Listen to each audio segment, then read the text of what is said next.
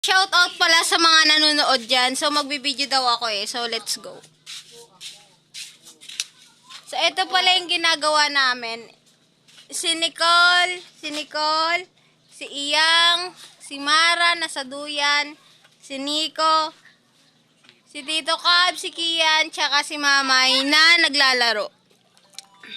So, anong masasabi mo, Nicole? Ang pangit mo.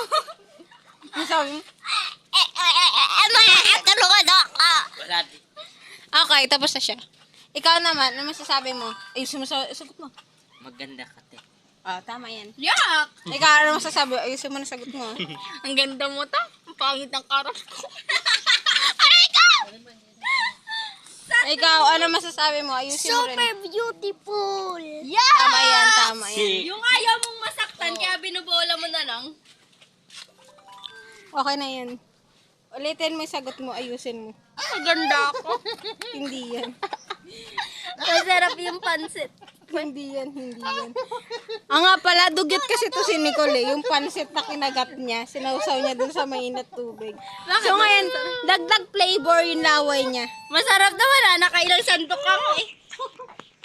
Nakalimutan ko kasi. Si Mamay na. Yun lang. Goodbye guys. Bye-bye.